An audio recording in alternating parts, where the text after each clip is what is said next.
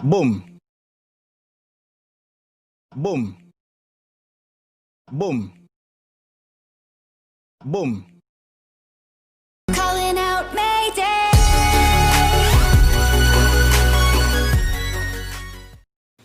Hello guys, kamusta? Ako nga pala si Jeyepji at today, ngayong araw, ang pag-uusapan natin is all about game driver preferences.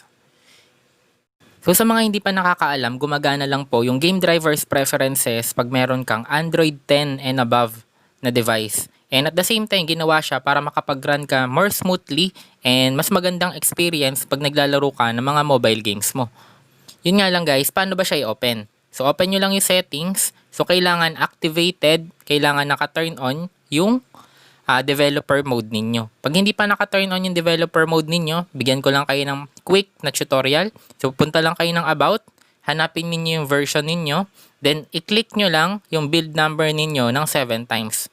Yung sa akin hindi na siya gagana kasi naka-on na yung developer mode ko. Pero pag hindi pa naka-turn on yung developer mode ninyo, ito lang yung gagawin ninyo. Okay, once na naka-turn on na yung developer mode ninyo, pupunta na kayo ng additional settings, then hahanapin ninyo yung developer options. Ngayon, once na nandito ka na sa developer options, ang hahanapin ninyo yung tinatawag natin na game driver preferences. Ngayon dito guys, sa game driver preferences, meron siyang tatlong option. Like for example, meron tayong default, meron tayong game driver, and meron tayong system graphic driver. So titignan natin sa tatlo kung ano ba yung pinakamabilis. Kung yung default ba, game driver ba, or kung yung system graphic driver ba. Pero syempre, bago ang lahat, so ipapahinga ko muna yung cellphone ko kasi sobrang init na, kayang-kaya ng magluto ng itlog. So ipapahinga muna natin para at least patas naman. So ayun guys, nakapagpahinga na yung phone natin ng almost 10 minutes mahigit. So ang gagamitin natin para makapag-test is yung Geekbench.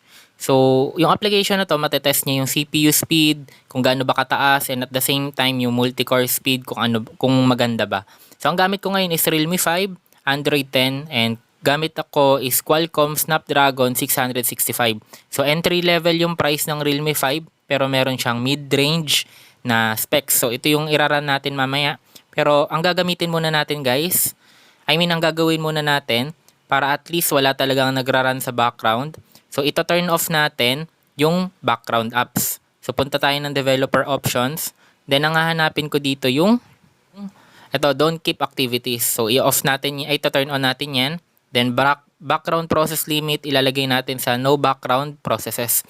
Para ang nagraran lang talaga yung Geekbench 5. So run CPU benchmark natin.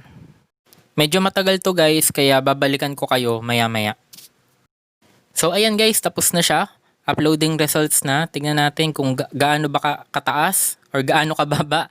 And single core natin 309, multi-core natin is 1249. So sa mga hindi nakakaalam paano magbasa ng ganito, basta mas mataas yung score mo, mas maganda yung specs ng device mo. And ngayon guys, ang susubukan naman natin is yung game driver. Titignan din natin kung mas magiging mabilis ba siya or magiging mas mabagal. Okay, so setup lang natin pati yung Geekbench, lagay din natin sa game driver.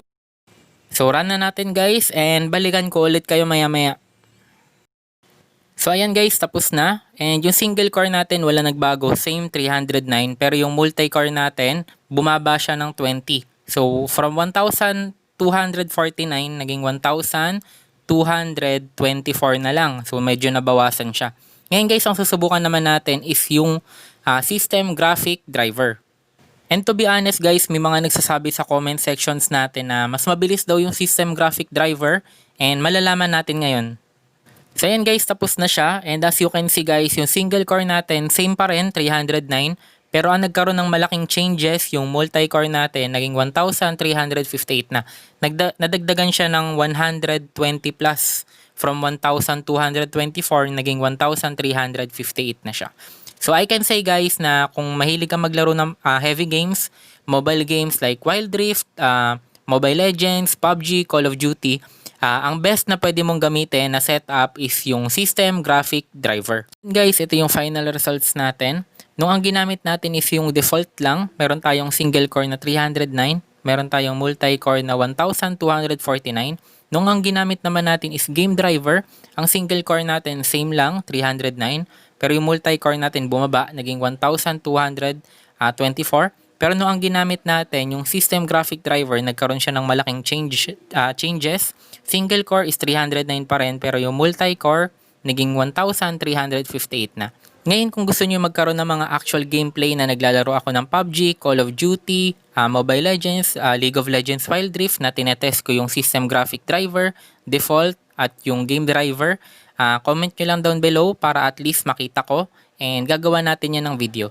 And at the same time, kung may natutunan ka, huwag mong kalimutan na i-share mo to sa friends mo, like, comment, and subscribe. Pero at the same time, pwede rin namang hindi mo i-share sa mga kaibigan mo para at least mabagal yung cellphone nila.